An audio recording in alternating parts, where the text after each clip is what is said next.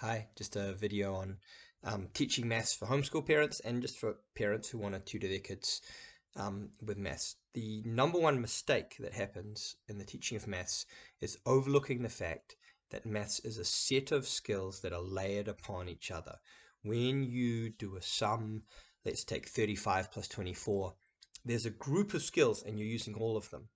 And so when you're a child and you're learning how to add two-digit numbers like 35 plus 24. What you want is you want all of the lower level skills to be fluent, to be fast, easy, and you want the child to be confident. Those three things are all important: fast, easy, confident. If the child is fast at all the lower level skills, they find them easy and they're confident, then the new skill, which is how to add a two-digit number, their brain is free to focus on it. So that's the key point. When you're learning a new skill, you want your brain to be free to be able to focus on it. If you're having to use up a portion of your brain to do something else while you're trying to learn the new thing, your ability to learn is hugely compromised. And that's when frustration kicks in. That's when kids struggle to learn maths. And that's when kids learn to hate learning maths.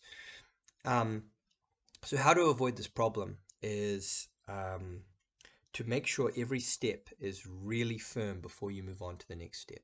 So, like, what is a nested skill, right? Maths is all about nested skills. So let's take playing soccer, for example. If you want a child to learn how to run along with a partner and kick the ball so the ball goes in front of the partner. So, just pass the ball to someone else while the two of them are running down the field. Now, that's quite an advanced skill for a kid who hasn't learned anything like that before. Imagine if that child had not yet mastered running. Like, they could run, they could stand up, they can walk, they could run, but running's still a bit tricky for them. They're at that kind of like 2.5 year, I don't know if it's 3 years old, depends on the kid, where they really need to pay attention to run at full speed. So if you're running along, suddenly as well, you have to be dribbling this ball while you're running. And then you also need to look around and find where the person is and aim a bit in front of them and kick the ball. Then there's so many things going on. If your brain is busy focusing on running, you don't realistically have any chance to learn the other new skills, which are aiming the ball, looking where your partner is, etc. And if you then push that child who isn't very good at running yet to try to learn this new skill, which is out of their reach, you're going to damage their confidence. They're going to feel that it's not fun. They're going to feel that success is a bit impossible. And this is how kids learn to hate maths, is the exact same process. People who are not checking to make sure that the fundamental skills are fluent before they move on to the next skill. And this is rife amongst New Zealand schools as well. So what should it look like? Well, let's take the fundamental skill, which is counting. If a child can count forward, let's just start off with forward, right? You want a child to learn how to add. The first step is for them to be able to count. You're only adding small numbers, so you want the child to be able to count to 10 really, really fluently.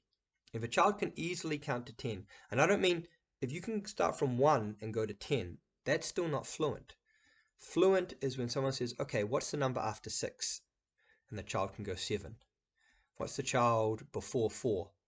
What's the number before 4? And the child will say 3. That's when you're fluent at counting. And you'll notice this, if you can speak more than one language, or if you can count to 10 in any language that isn't your mother tongue, you'll get the same effect. If you're not fluent at counting, like I can count to 10 in quite a few languages, but most of those languages I'm not very fluent. So if you want me to count to 10 in Te Reo, right, I can do that. But if you ask me what's the number 8, I won't straight away tell you the answer. I'll go, tahi roa toro wha lima ona whitu, waru, waru. And that's because I'm good at counting 1 to 10, but I'm not very good at saying, exactly what this number is. I can't jump straight to 8. I have to count 1 to 10. And that's very, very common. And so if a child's counting is from 1 to 10 is based on always counting from 1 to 10, and they're not really a master of counting to 10, then the next skill you learn is how to add two numbers together, right? After counting comes the absolute basic of adding two numbers together. Let's say 3 plus 2. Here's 3, here's 2. You just go 1, 2, 3, 4, 5. The next skill after that, 1, 2, 3, 4, 5. If you're adding 3 plus 2 and you're just doing this and you're counting all of them, that's really just counting. A little bit more advanced. You got two numbers and you're counting how it all adds up. The next one after that, though, is what's called counting on. So if I say 7 plus 2, what you want for a child is to learn 7 plus 2. You want them to start from 7. You don't go all the way back to 1. You don't go, okay, here's 7 fingers, and I don't know, over here I have 2 toes. So 1, 2, 3, 4, 5, 6, 7, 8, 9. That's still at counting to add. Counting on is when you go, okay, 7 plus 2. Well, I know what 7 is. I just need to add 2 more. So after 7 comes 8, and then comes 9. So the answer is 9. If their ability to count wasn't fluent, they're not going to be able to do that. They're not going to be able to go from 7 straight up to 8, straight up to 9. They have to go back to 1 because they haven't mastered counting yet. So a more advanced example is when a child is learning to add two-digit numbers. Let's say 35 plus 24. 35 plus 24 is not that hard. A kid should be able to learn how to do that in their head. You shouldn't need paper. Like when you first learn, by all means, a child could learn using paper. But if you don't get to the point where you can add two-digit numbers in your head, then you're not good at maths. Like anybody who, if you went into a bank, or you're talking to an accountant and you say 35 plus 24, and if the person has to sit down and go, okay, well, let me get out a piece of paper and I'll figure out what 35 plus 24 is. That's not someone who's good at maths. That's someone who's bad at maths. So the end goal is that pretty basic sums like that you should be able to do in your head. That's the end goal. Using paper is only one of the steps on the way to mastery. So you want a child to be able to do 35 plus 24. Now, if you break that down, there's actually quite a few steps. First, the child has to be good at place value.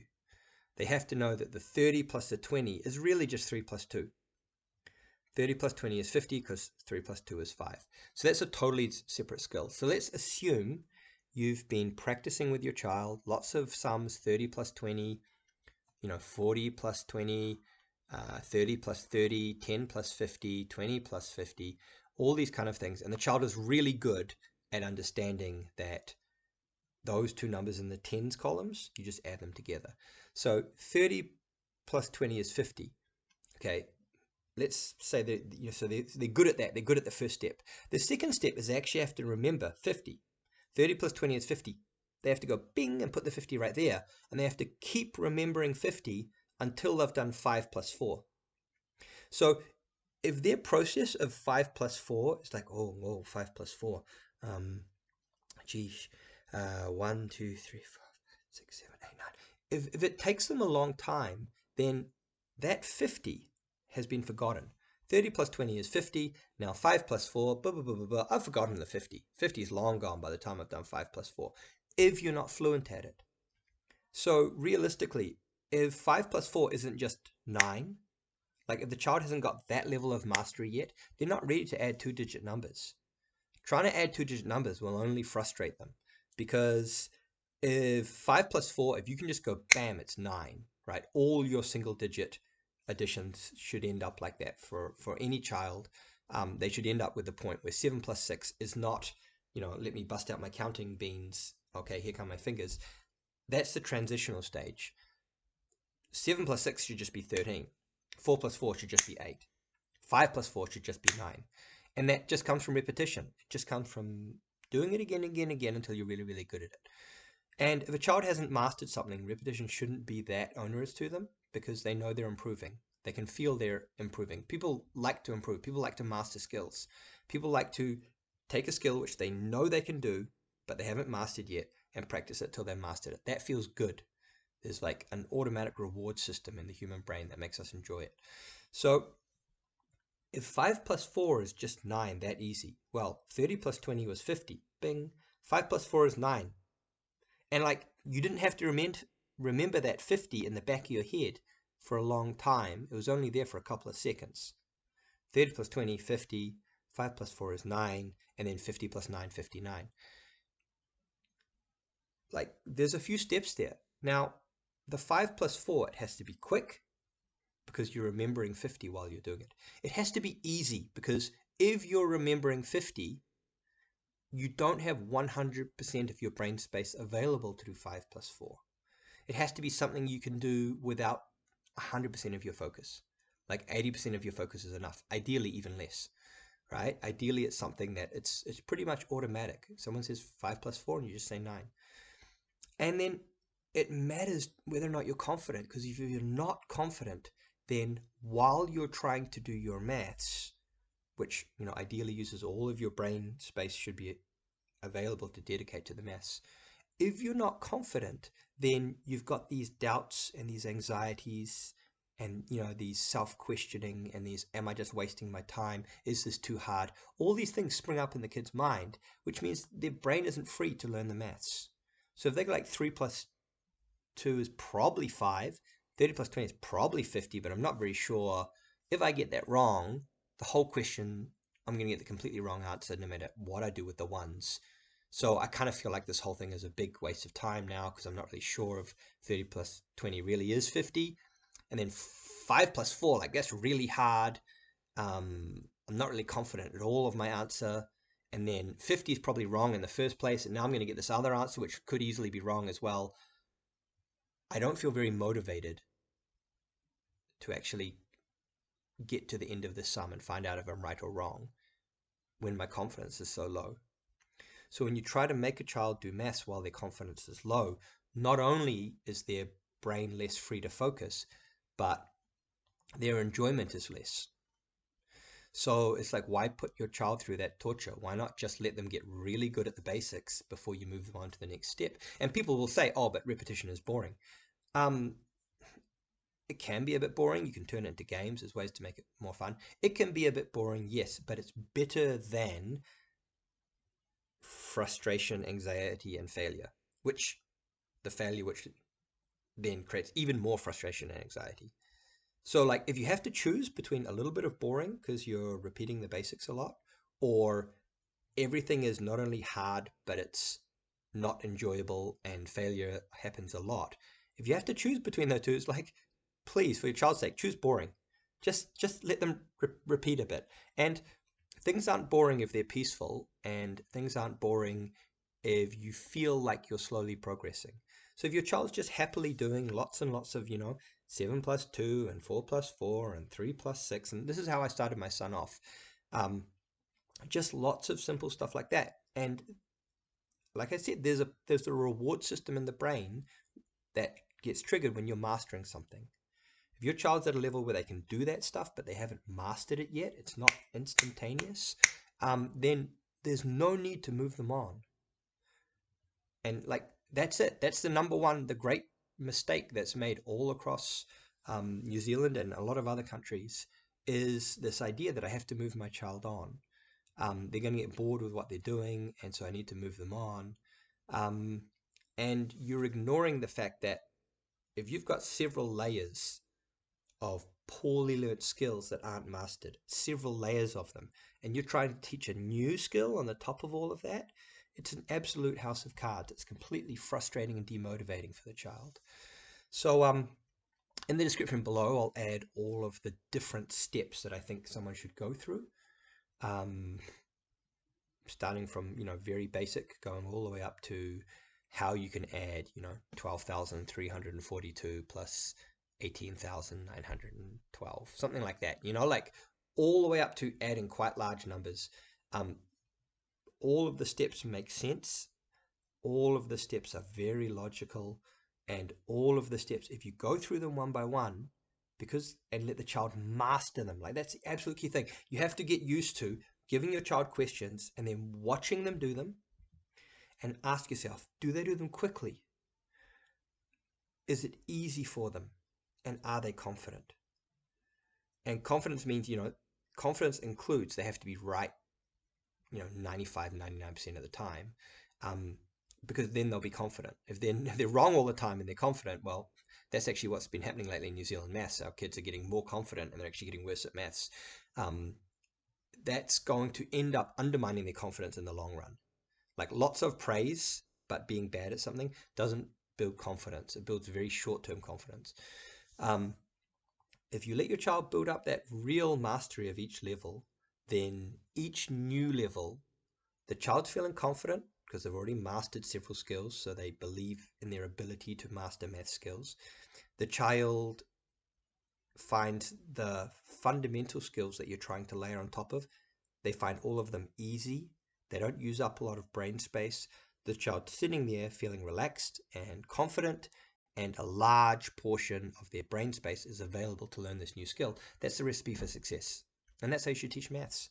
That's how I taught my son maths for over a year. Just the basics. I'd say 3 to 4 years um, you can invest in nothing but addition, subtraction, multiplication, division. You don't need to touch anything else for maths. 3 or 4 years. Don't even worry about the other stuff. Everything else will be built upon that. Um, I've taught. I've done like tutoring at a number works and word center. I've tutored a number of high school students who are struggling with, algebra and geometry. Algebra is the classic one that all the high school students struggle with. And again and again, it's been really clear the reason why they struggle with algebra at this top level is because fractions and ratios, they're not solid at fractions and ratios. Fractions and ratios require a good mastery of multiplication and division, and those are built on addition and subtraction. If you just start at the fundamentals, getting good at adding, getting good at subtracting, okay, now your times tables, now learning multiplication on more complex levels, now moving on to division. From division, you get good at fractions. You have to learn about decimals and that stuff. Get good at fractions, and then good at ratios, which is just another, a different way of writing fractions. From there, all of the high school stuff is actually not that hard. Once you've got a really good command of fractions and ratios, you have a very strong foundation to learn all of the advanced levels of maths. So a lot of the other maths, like the shapes and this, your kind of strand maths, what in schools we call strand maths, all the extra stuff, that's easy to learn. It's really easy to learn. You'll learn a lot of it through life. I mean, every kid knows what a square is and a triangle and a circle. A lot of that will be learned just through normal life anyway. And if you want to cover that off, then when you think they need it, just go into it. You can learn all that really fast. It's really easy stuff. But don't interrupt that precious process of building confidence level by level in all of the fundamental parts of maths. It's like a staircase that, starts with counting and goes, addition, subtraction, multiplication, division, fractions, ratios, and then it ends up with all of the high school stuff at the top. But as long as every part of that process has been like solid and well practiced and mastered, then your child will feel confident and enjoy maths, and they will be good at learning maths. And that's all it takes to teach a child to be really good at maths. Good luck.